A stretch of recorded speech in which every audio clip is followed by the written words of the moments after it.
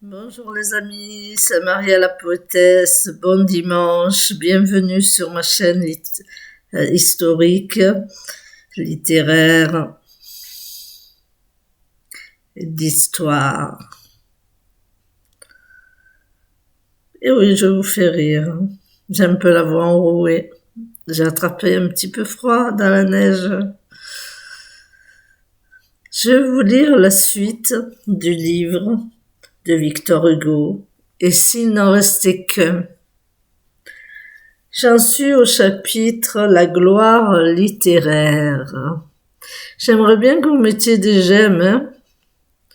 Ça vous démangerez pas les mains, hein. Ou bien vous vous abonnez. La gloire littéraire, chapitre 3. C'est la 3e vidéo sur le livre de Victor Hugo. Vous trouverez les autres dans ma chaîne historique. Je commence. La gloire littéraire. Le succès grandissant du jeune chef des romantiques combattant pour Hernani le porte au premier rang de la littérature.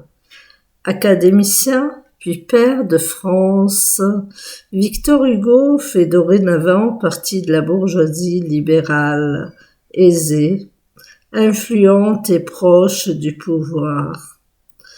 En 1848, il entre dans l'arène politique. Ses convictions le rapprochent alors de plus en plus de la gauche. Le coup d'État du 2 décembre 1851 va marquer sa rupture durable avec le pouvoir. La gloire littéraire de 1830 à 1851.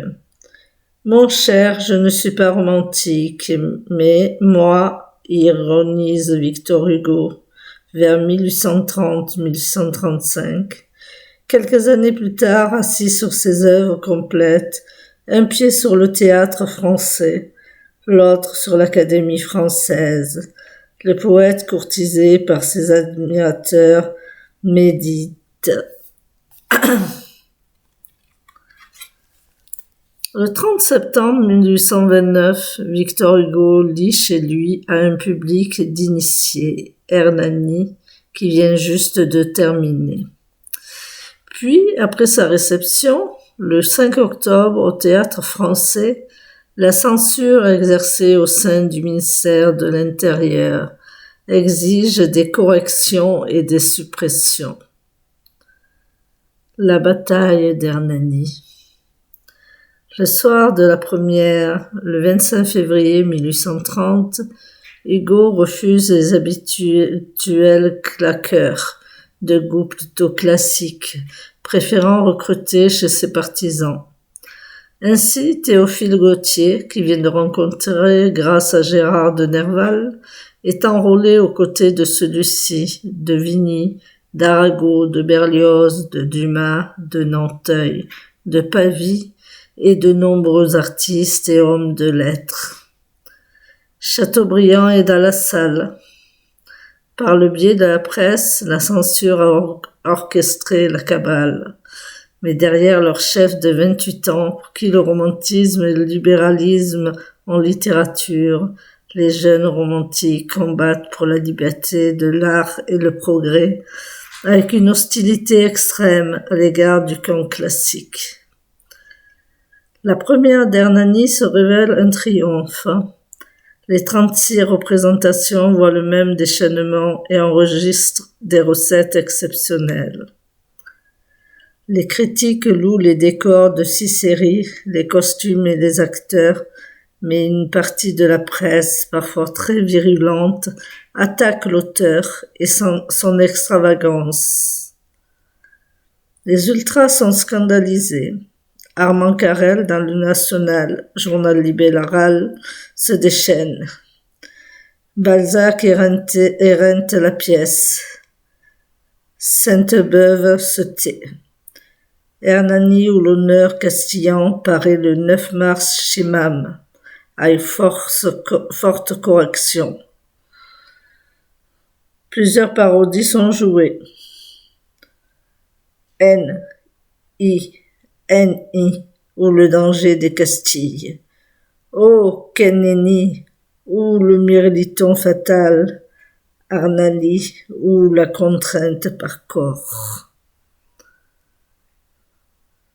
Notre-Dame de Paris. Chassé par le propriétaire qui juge son voisinage trop agité depuis Hernani, Victor Hugo emménage en 1830 dans un quartier peu construit, 9 rue Jean Goujon, où le 24 août naît Adèle. Sainte-Beuve est son parrain. La Révolution de juillet 1830 vient de porter Louis-Philippe au pouvoir. Déçu par Charles X et victime de la censure, Hugo y est applaudi. Il entreprend un nouveau roman.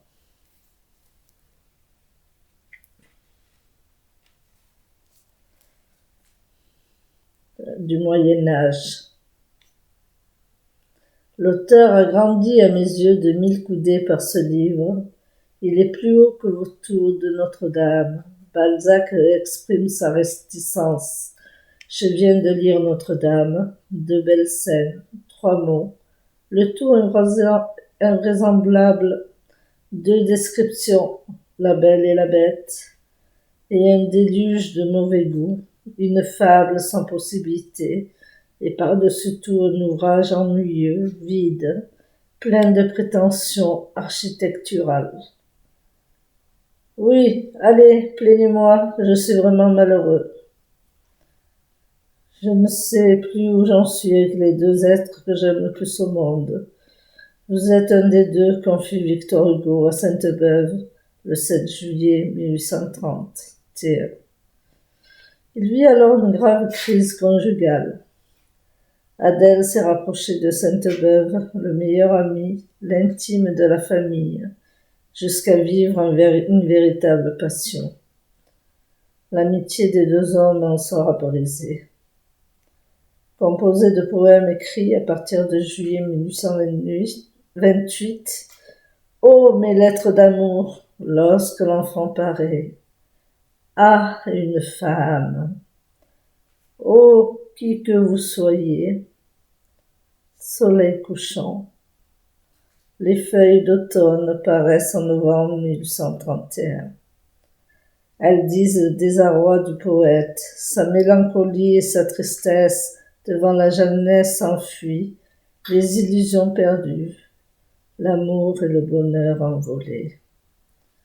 Hélas, ô mon ami, hélas, voici que l'ombre envahit notre ciel, et que la vie est sombre. Voici que le malheur s'épanche lentement sur l'azur radieux de notre firmament. Voici qu'à nos regards s'obscurcit et recule notre horizon, perdu dans un noir crépuscule. Le 25 octobre 1832, au milieu des répétitions du roi s'amuse, drame en vers écrit du 3 au 23 juin. Au Théâtre Français, la famille s'installe, 6 places royales. La pièce représente le 22 novembre suspendue, le 23, puis interdite un peu plus tard. Malgré le premier effondrement de l'auteur avec le pouvoir de Louis-Philippe, Hugo attaque le Théâtre Français et, aux côtés du grand avocat libéral Odilon Barrot, défend dans une longue plaidoirie politique la liberté de pensée entravée par l'arbitraire d'une censure que la Révolution de 1830 avait abolie. Le tribunal se déclare incompétent. Hugo renonce à la pension royale que lui avait allouée Louis XVIII. La revanche au théâtre. Le 2 février 1833, Lucrèce Borgia triomphe à la Porte Saint-Martin. Ses 62 représentations constituent un véritable succès financier. Hugo a fait la connaissance de Mademoiselle Juliette, jeune actrice plus connue sous le nom de Juliette de Rouet, qui incarne la princesse Negroni. Cette rencontre marque le début d'un amour de 50 ans, d'une passion confinant la dévotion de la part de Juliette, dont la fidélité sera sans faille, mais aussi d'une liaison fertile en orage, en désillusion, voire en trahison et en réconciliation. En novembre, lors de la première de Marie Tudor, également à la Porte Saint-Martin, Juliette, pour qui l'importance rôle de Jeanne a été écrit, joue si mal qu'elle est sifflée et que sous la pression de Dumas et de sa maîtresse Ida Ferrier, elle se trouve contrainte de céder le rôle à celle-ci dès le lendemain. La pièce n'en est pas moins bien accueillie par le public. Juliette dépensière, fidèle et solitaire. Connue de tout Paris, cette liaison alimente les ragots que Balzac colporte avec complaisance auprès de Madame Anska.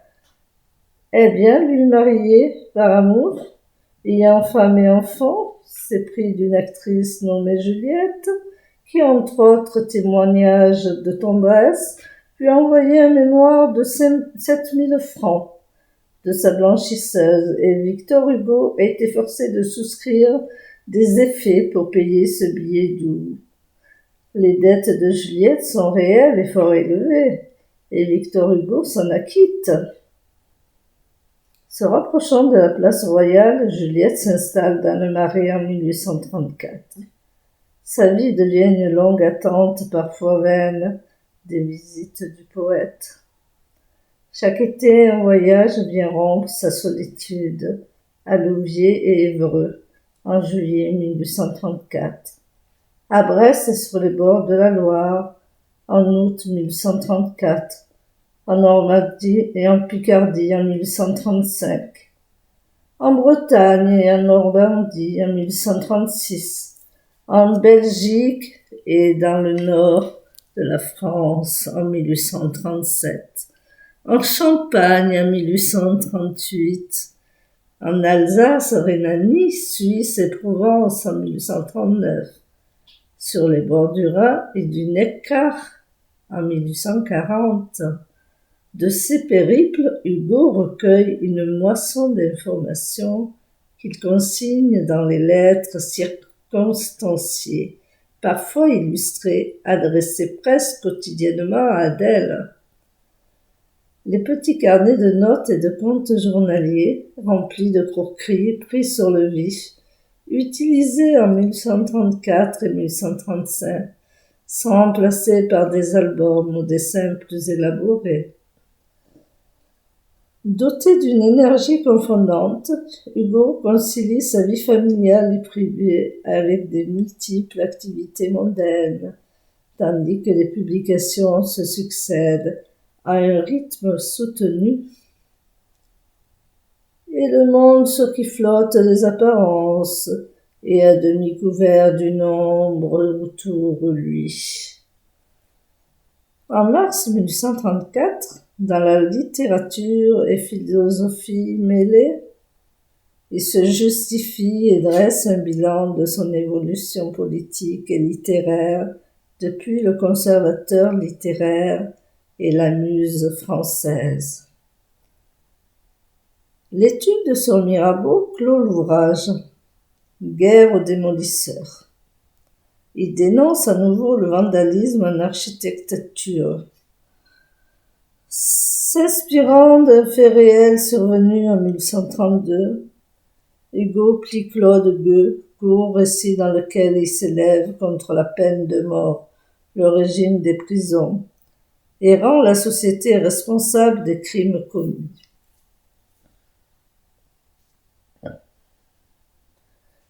Par des individus misérables et sans éducation. Avec Angelo Tyran de Padoue, il retrouve le théâtre français. La première, le 28 avril, se déroule dans le calme, Bien loin du climat d'Hernani, 36 représentations rapportent des bénéfices, certes, certains, et malgré quelques échos discordants, la critique se fait moins virulente. En octobre 1835 paraissent les Chants du crépuscule. La préface évoque cet étrange état crépusculaire de l'âme et de la société dans le siècle où nous vivons. De quel nom te nommer, heure trouble où nous sommes? Tous les fronts sont baignés de livides sueurs, dans les hauteurs du ciel et dans le cœur des hommes. Les ténèbres partout se mêlent aux lueurs.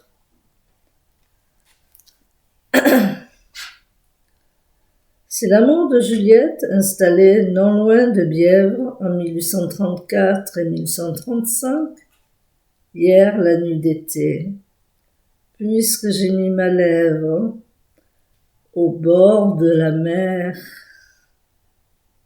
Dans l'église de et la vertu d'Adèle éclaire le recueil, les poèmes d'inspiration politique et sociale expriment la désillusion au lendemain de la Révolution de juillet 1830.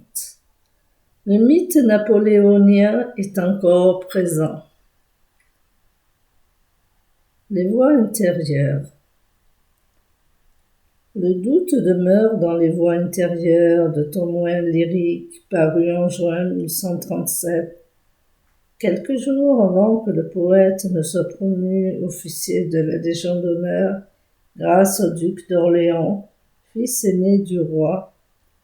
La pauvreté, la charité, Dieu et l'incrédulité, l'amour, la nature et l'enfance y sont évoqués, puisqu'ici-bas tout rame, passé, à des oiseaux envolés. À quoi je songe? Le recueil est dédié à Léopold Hugo, non inscrit sur l'arc de l'Étoile. Hugo s'y adresse à son frère. Mort dans l'isolement à Charenton le 20 février 1837, et à travers des strophes vibrantes évoque leur enfance et les feuillantines. Le poète penseur qui s'incarne désormais dans Olympio, son double, domine l'humanité et poursuit une mission civilisatrice. En vous disant, je me sens fortement tenté de ne plus écrire de vers, car il y a là des pages que l'on ne peut qu'admirer, sans songer à les égaler, écrit Lamartine le 10 juillet 1837. Ils n'ont pas vu Ruy Blas, et cependant, pour donner au drame romantique son véritable place devant un public élargi, il fallait un théâtre nouveau. Ce sera le théâtre de la Renaissance, salle Ventadour rénovée, ouvert à l'instigation de Hugo de Dumas. Ruy Blas l'inaugure le 8 novembre 1838. Le duc d'Orléans assiste à la première. Frédéric Lemaître se surpasse. Les réactions très virulentes sont parfois pleines d'a priori. Ruy Blas est une énorme bêtise, une infamie en vers. Jamais l'odieux, l'absurde n'ont dansé de sarabande plus dévergondée. Je n'y suis pas encore allé, je n'irai probablement pas, écrit Balzac à Madame Anska. Sainte-Beuve déverse son fiel. Je n'ai pas vu Ruy Blas, ne le verrai ni le lirai. Je sais d'avance tout cela. L'effet du reste est mauvais. Il y a dérision publique, non seulement sur la pièce, mais sur l'homme. La critique attaque violemment la pièce et l'auteur, s'indigne devant l'invraisemblable de la situation d'un laquais amoureux d'une reine et le non-respect des conventions sociales. L'œuvre est immédiatement parodiée avec Ruy Braque, tourtant 5 boulettes, avec assaisonnement de gros sel, de vers et de couplets. Mais elle remporte un immense succès populaire et ses représentations continuent jusqu'en mai 1839. Les soirées de la place royale. Dans ce vieil hôtel, Louis XIII trôna pendant 15 ans le roi de la poésie moderne. Il avait sa cour, assidue, dévouée, pleine de vénération pour le maître. Le salon de la place royale accueille Gautier, Musset, Balzac, Vigny, Nerval, Lamartine, Sainte-Beuve, Dumas, Mérimée, Béranger, Naudier, Alphonse Karr, les Bertin, Delphine de Girardin, Berlioz, Liszt, Rossini, les Deveria, Nanteuil, Boulanger, Joanneau, Chatillon, Chassériau, David d'Angers.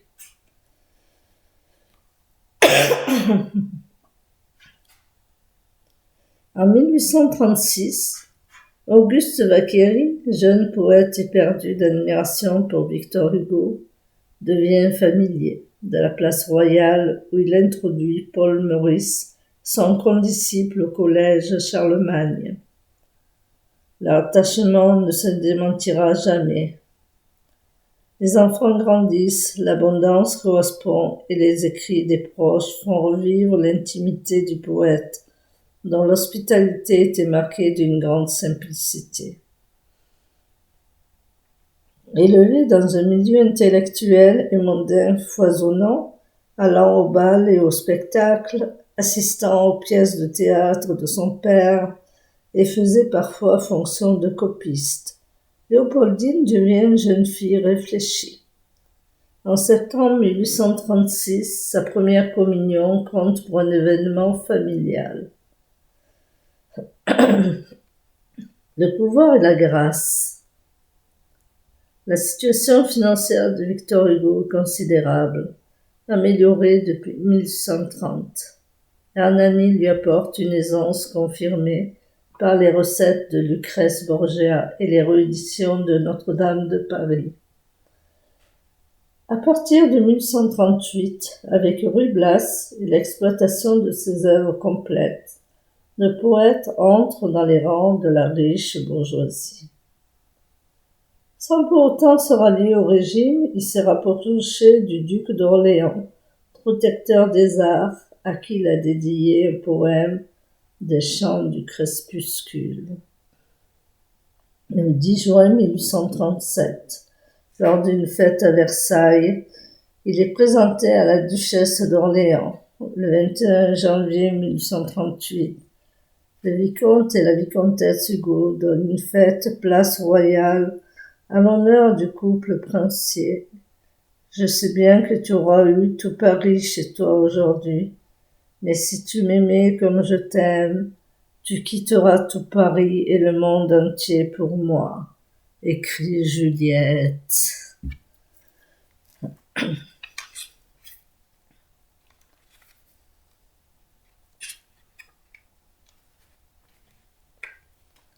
Ce rapprochement autorise le poète à solliciter avec succès, en juillet 1839, la grâce d'Armand Barbès, condamné à mort pour l'insurrection du 12 mai, en adressant un quatrain à Louis-Philippe. Par votre ange envolé ainsi qu'une colombe, par ce royal enfant doux et frêle roseau, grâce encore une fois, grâce au nom de la tombe, grâce au nom du berceau. Oh, combien de marins, combien de capitaines qui sont partis joyeux pour des courses lointaines. Dans ce morne horizon se sont évanouis. Combien ont disparu, dure et triste fortune, dans une mer sans fond, par une nuit sans lune, sous l'aveugle océan, à jamais enfoui. Plusieurs poèmes de Les rayons et les ombres, qui sortent en mai 1840, chantent l'amour, la mort est présente. Océano Nox. Et la nostalgie envahit la pièce la plus célèbre du recueil, Tristesse d'Olympio. Né d'un pèlerinage à Bièvre, sur les lieux du bonheur passé partagé avec Juliette. Plus serein, Hugo médite sur la fonction du poète, proche de Dieu, qui doit guider l'humanité vers la religion et la vérité. Le doute fait place à une profession de foi, à un hymne à la nature, œuvre de Dieu, à laquelle la poésie est intimement liée. La vision du poète s'élargit, annonçant la légende des siècles et les poèmes de l'exil. En octobre 1830, alors que les députés venaient de repousser le projet de transférer les cendres de Napoléon sur la colonne Vendôme, Victor Hugo s'était écrié « Dors, nous t'irons chercher, ce jour viendra peut-être, car nous t'avons pour Dieu sans t'avoir eu pour maître. »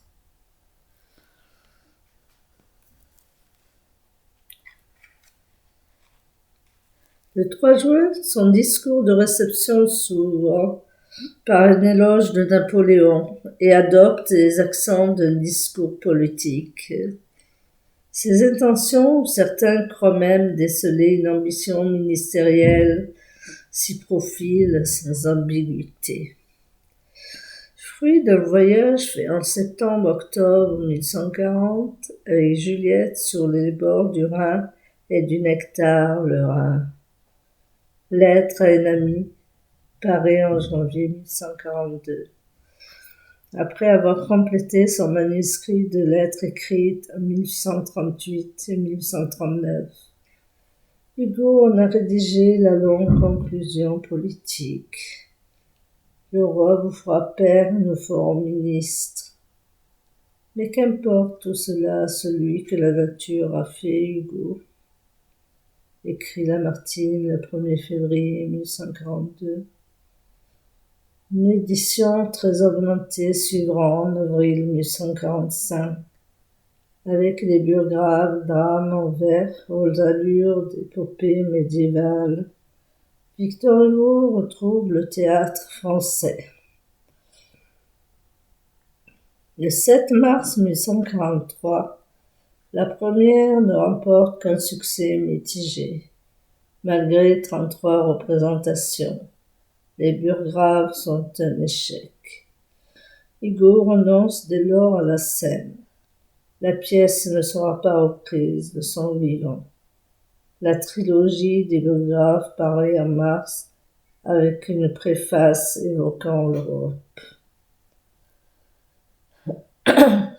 Ce bonheur désolant de marier sa fille. En été 1839, Adèle et ses enfants avaient séjourné chez les Vacquerie, à Villequier en Normandie. Léopoldine y avait rencontré le frère aîné d'Auguste, Charles. Un projet d'union favorisé en secret par Adèle laisse Victor Hugo réticent. La situation précaire de Charles Vacquerie, sa personnalité très médiocre, offre peu de garanties. L'intervention du beau-frère de Charles, Nicolas Lefebvre, ayant réglé les obstacles financiers, Hugo accorde enfin son consentement, non sans appréhension. Le mariage est célébré le 15 février 1843 à l'église Saint-Paul. La plus intimité car les Vacquerie sont en deuil. Un dîner réunit la famille place Royale. Aime celui qui t'aime et sois heureuse en lui. Adieu, sois son trésor. Ô toi qui fus le nôtre, va, mon enfant béni, d'une famille à l'autre. Emporte le bonheur et laisse-nous l'ennui. Ici l'on te retient, là-bas on te désire. Fille, épouse, ange, enfant, fais ton double devoir. Donne-nous un regret, donne-leur un espoir. Sors avec une larme, entre avec un sourire.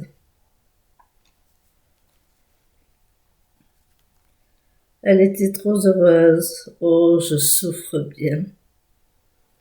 Les lettres de Léopoldine trahissent l'ennui et le vide absolu de son existence au Havre. La présence de sa famille installée pour l'été, la trop brève visite de son père venue une journée en juillet, avant de partir avec Juliette pour les Pyrénées et l'Espagne, rompent cette monotonie. Et puis le 4 septembre 1843, c'est le drame. Sur le trajet de retour vers le Havre, resté Adèle Hugo, un brusque coup de vent ayant retourné le canot, Léopoldine, Charles, un oncle et un jeune cousin, se noient dans la Seine, non loin de Villequier. Ce n'est que le 9 septembre à Rochefort que Victor Hugo apprend la tragédie. Par le journal Le Siècle. Les jeunes mariés ont été inhumés à Villequier 3 jours auparavant. Chère amie, ma femme bien-aimée, pauvre mère éprouvée, que te dire? Je viens de lire un journal par hasard. Oh mon Dieu, que vous ai-je fait? J'ai le cœur brisé. Pauvre femme, ne pleure pas. Résignons-nous. C'était un ange. Rendons-le à Dieu, hélas. Elle était trop heureuse. Oh, je souffre bien. Il me tarde de pleurer avec toi et avec mes 3 pauvres enfants bien-aimés. Que cet affreux coup de moins resserre, rapproche nos cœurs qui s'aiment. Écrit Victor Hugo le 10 septembre. L'ascension à la pairie. En juillet 1842, en qualité de directeur de l'Académie française, Hugo veut présenter des condoléances à Louis-Philippe après la mort accidentelle du duc d'Orléans, le 13 sur la route de Neuilly. C'est avec une inexprimable sympathie que le peuple français fixe en ce moment ses regards sur votre famille, sur vous, sire, qui vivrez longtemps encore, car Dieu et la France ont besoin de vous. La France vous consacre aujourd'hui une seconde fois pour l'unanimité de sa douleur. Peut-on parler de ralliement? D'après les notes qu'il prit en 1844, Hugo devient alors un familier du roi aux Tuileries. Le 13 avril 1845, il est nommé pair de France, le titre d'académicien permettant cette distinction.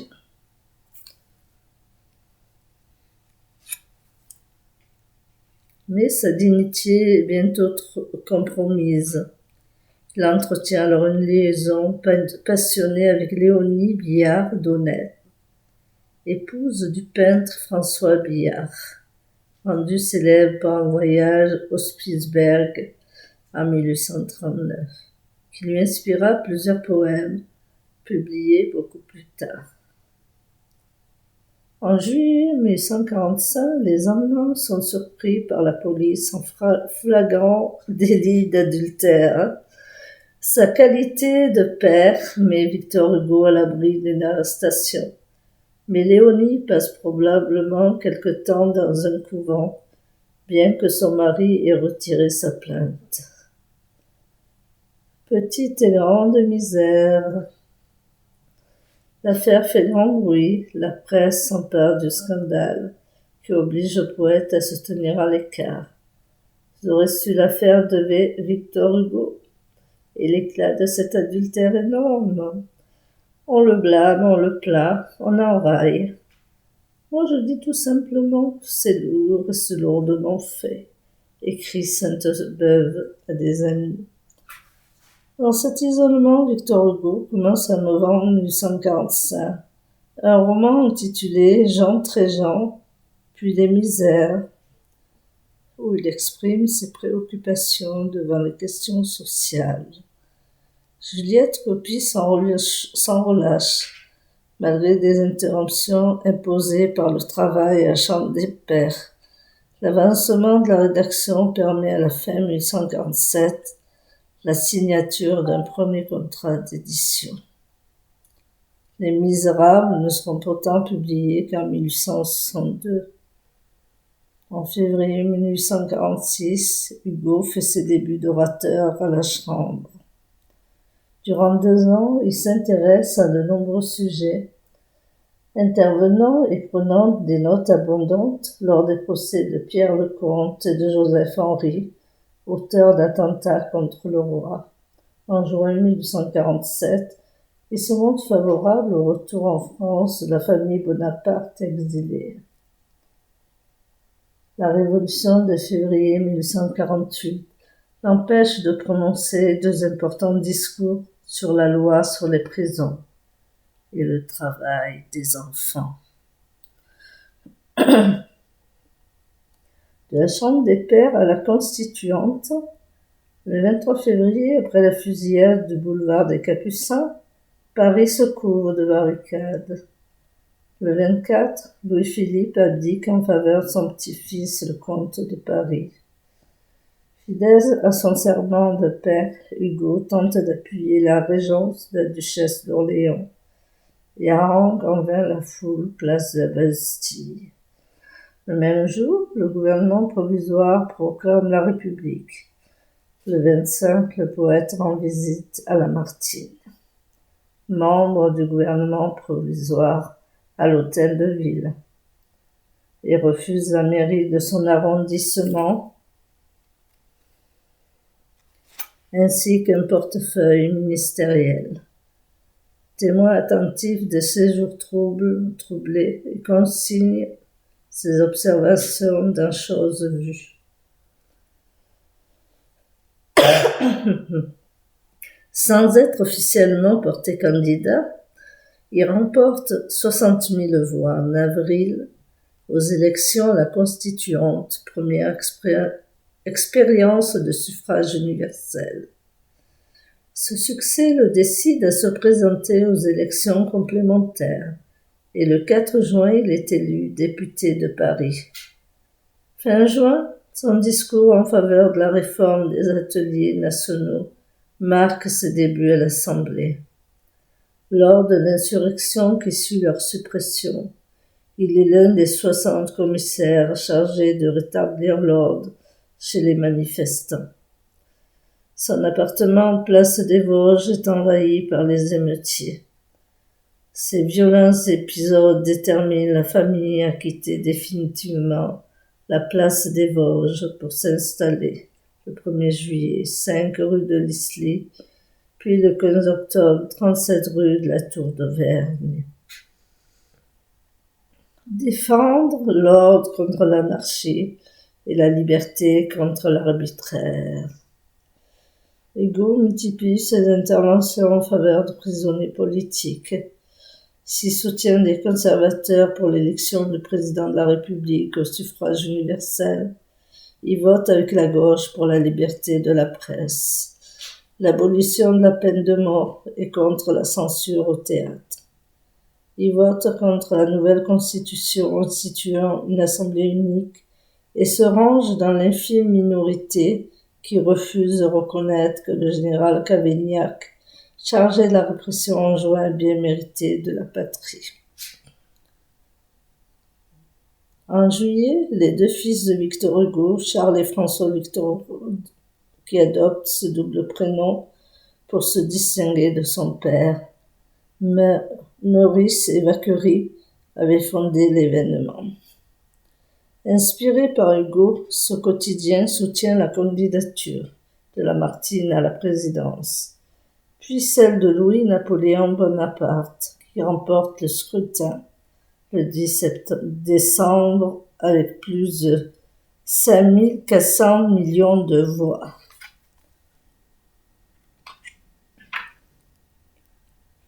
En mai 1849, Hugo est élu à l'Assemblée législative et se rapproche de plus en plus de la gauche. En juillet, il affirme que le fléau social de la misère peut être détruit. Il préside en août le Congrès international de la paix, réuni à Paris, et prédit l'avènement des États-Unis d'Europe.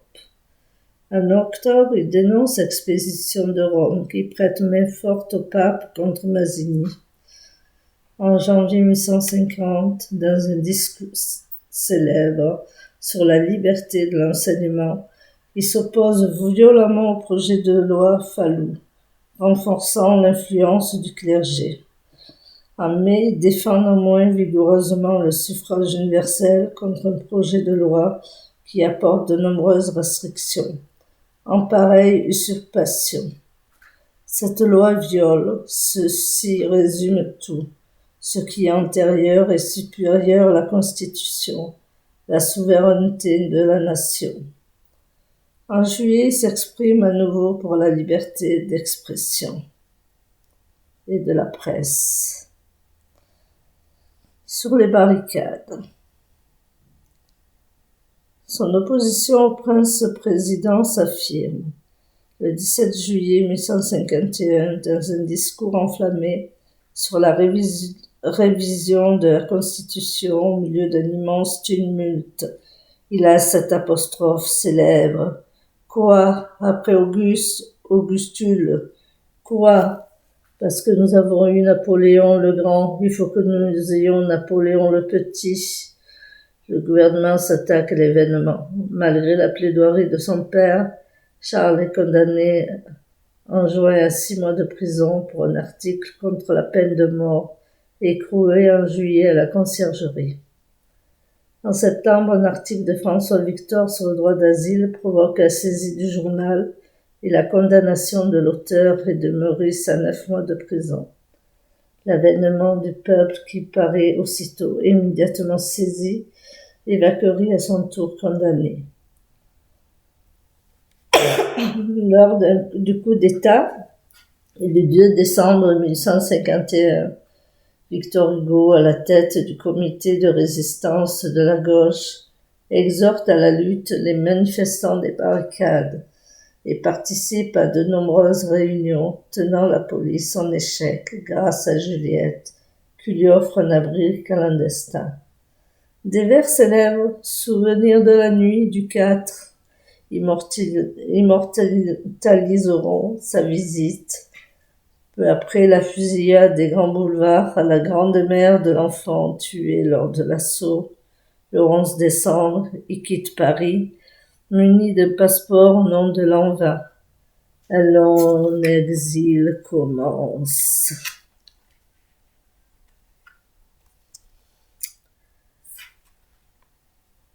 Alors, mes amis, est-ce que ça vous a plu? C'est vrai que c'était un petit peu long, mais très intéressant, la gloire littéraire de Victor Hugo. À bientôt, au revoir.